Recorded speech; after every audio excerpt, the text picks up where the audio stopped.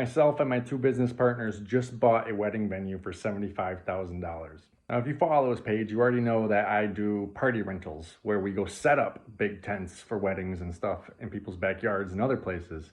And it's always been a thing of mine that I wanted to own a venue, whether that was a big venue where the building was the venue or a big open space for a tent, or a small building that a tent could be attached to. Well, I finally found one. It's perfect for the third option, where it's a building with a tent attached to it. Now, in a second, I'm gonna show it to you, and you have to keep an open mind. It does not look good, but for us, it is perfect. It's a blank slate. It's 30 by 90 with a 40 by 20 little thing attached to it in the front.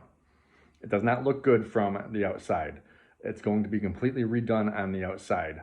We're going to be doing some sort of barn planking kind of wood, rustic looking on it. Now inside does not look good. It is stripped completely down. This used to be a restaurant.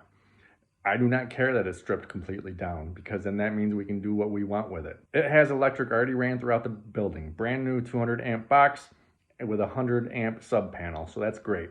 There's a septic already on site. There's no plumbing in there, but all we gotta do is put in the bathrooms. So the idea is the building is going to be made to look nice. We're going to do pine planking, go to the Amish, get some rough cut planking and put that in there. We're going to have a bar area. And then the outside like pavilion thing, which is about 30 by 30, that'll also be an option for a bar. If it's nice out, then you can have an outside bar. And then that front part of the building, which is 20 by 40, that's where the bathrooms are going to be, the men's and the women's. And I'm going to do epoxy black and copper floor in there. And then we're also going to have a bridal suite in there. And then right out on the back, right here, that's where we're gonna be putting up a tent, a 40 by 80 frame tent. So the frame stays up all year. The vinyl just comes in and out. So in the spring, we put it back in, and then in the fall, we take it out and the frame stays up. There's not going to be a kitchen because all the barn venues, and there's like 15 around me that I go to, none of them have a kitchen. And the ones that have a small kitchen or prep area, the caterers don't even wanna use them because they're getting charged for it. They want to come with what they usually come with, which some caterers come with a trailer with their whole kitchen in it. Some just bring the food if it's more like barbecue. Some have a food truck. Some caterers rent a tent and all the kitchen equipment. No caterer ever uses whatever kitchen is made at one of these barn venues. They all have their own process. They do it themselves. So we don't have to have a kitchen. So I know that these pictures look bad, but honestly, it's not that much to get it going. The bathrooms, which we're going to focus a lot of energy in the bathrooms. We're going to make them really cool looking.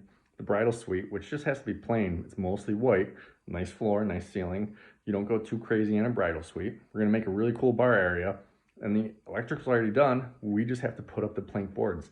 We're not insulating it because we're not doing this in the winter. This is a summer event venue because no one's going to be getting married in the tent in the winter. The building itself is just for the bar and cocktail hour. The tent is the reception place. And it's great. This used to be a former restaurant, so there is a parking lot. It's a little grown in, so we got to take care of that. Even though this looks bad, it is actually good.